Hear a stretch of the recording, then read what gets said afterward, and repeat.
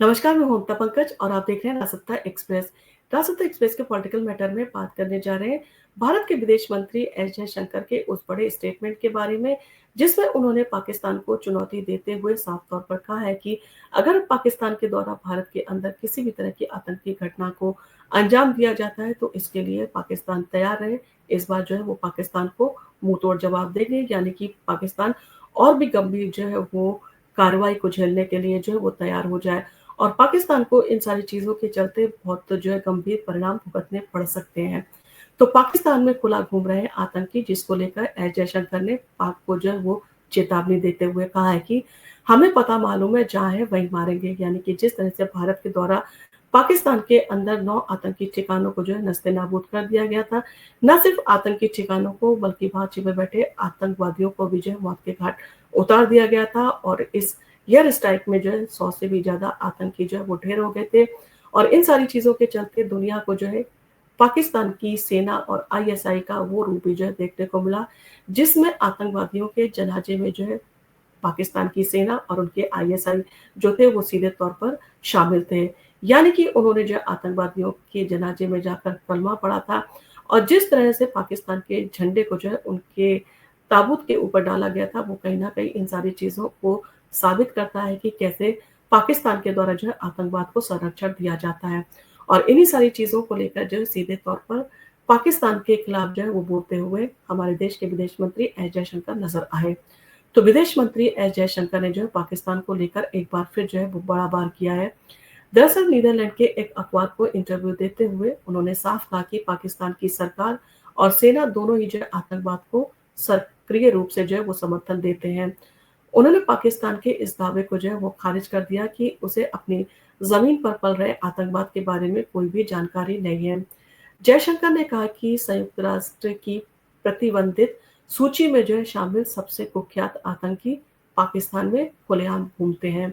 उनके ठिकाने, गतिविधियां और संपर्क सबको पता है। फिर भी ये दिखावा जो है पाकिस्तान के द्वारा किया जाता है कि उसे इन सारी चीज़ों को लेकर कुछ भी मालूम नहीं है।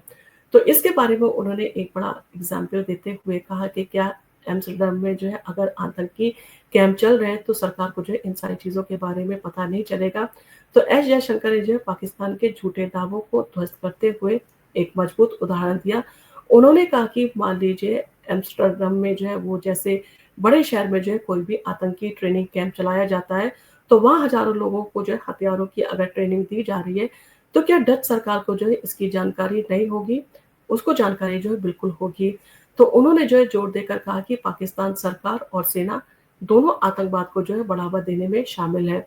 उन्होंने ऑपरेशन सिंदूर का ज़िक्र करते हुए कहा कि भारतीय सेना ने जो है आतंकवाद के खिलाफ जो कार्रवाई की है, वो सराहनीय है, लेकिन पाकिस्तान को जो है इससे सबक जो है वो लेना चाहिए। अगर आतंकवाद जो है वो जारी रहा तो इसके जो है परिणाम गंभीर जो है भुगतने पड़ेंगे। तो जयशंकर ने जो है पाकिस्तान को स्पष्ट चेतावनी देते हुए कहा है कि अगर आतंकी हमले जारी रहे तो इसका परिणाम जो है पाकिस्तान को भुगतना पड़ेगा। उन्होंने पहलगाम आतंकी हमले का जिक्र करते हुए कहा कि आतंकियों ने जिस तरह से जम्मू कश्मीर के पर्यटन उद्योग को जो है निशाना बनाया, तो ये सारी चीज़ें जो है जानबूझकर की गई और इन सारी चीज़ों को करते हुए जानबूझकर धार्मिक रंग जो है वो दिया गया, ताकि भारत के सामाजिक जो तबका है उसमें जो है इस तरह के तनाव की स्थिति को पैदा किया जा सके। तो दुनिया को आतंकी गतिविधि जैसी हरकतों को जो है वो बर्दाश्त नहीं करना चाहिए। उन्होंने ये भी स्पष्ट तौर पर कहा कि आतंकवाद और जम्मू कश्मीर मुद्दे जो है 2 अलग-अलग चीज़ें हैं। आतंकवाद एक अंतर्राष्ट्रीय अपराध है जिसे ना तो माफ़ किया जा सकता है और ना ही जो है वो सही ठहराया जा सकता है। इसके साथ ही साथ पीओके को लेकर भी जो है उन्होंने एक बड़ा स्टेटमेंट दिया। तो जम्मू कश्मीर और पाक अधिकृत कश्मीर यानी कि पीओके पर जयशंकर ने साफ कहा कि 1947 में जो है जम्मू कश्मीर ने भारत में जो है विलय स्वीकार किया था और पीओके पर जो है पाकिस्तान का कब्जा अवैध है। उन्होंने कहा कि अवैध रूप से कब्जा किए जाने वाले हिस्से को जो है उनके आसानी से जो है मालिक को लौटा देना चाहिए और वो जो है मालिक भारत है और ये हिस्सा जो है भारत को मिलना चाहिए। अमेरिकी राष्ट्रपति डोनाल्ड ट्रंप के द्वारा जो है कश्मीर मुद्दे पर मध्यस्थता के प्रस्ताव को लेकर एस जयशंकर ने कहा कि ये मामला भारत और पाकिस्तान के बीच ही सुलझाया जाएगा। उन्होंने ऑपरेशन सिंदूर को जो है इंसाफ का नया रूप बताया और कहा कि भारत आतंकवाद को जो है जवाब देने में पीछे नहीं हटेगा। इन सारी चीज़ों के चलते क्या पाकिस्तान अब आतंकवाद के खेल में जो है जुटा रहेगा या वो आतंकवाद को जो है समाप्त कर देगा? इसके बारे में अगर हम बात करें तो एस जयशंकर ने अपने बयान में एक बार फिर से साबित कर दिया कि भारत पाकिस्तान के आतंकी एजेंडे को जो है बाखूबी समझता है। पाकिस्तान अगर सोचता है कि वो आतंकवाद को जो है हथियार बनाकर भारत को डरा पाएगा, तो ये जो है उसकी गलतफ़हमी है। ऑपरेशन सिंदूर के ज़रिए हमने दिखा दिया कि हम पलटवार जो है वो करना जानते हैं और पलटवार करने से हम नहीं हिचकेंगे। और इस बार अगर पाकिस्तान ने किसी तरह की घटना को अंजाम दिया, तो एक बार फिर से उसके घर में घुसकर उसको जो है मुँह-तोड़ जवाब दिया जाएगा।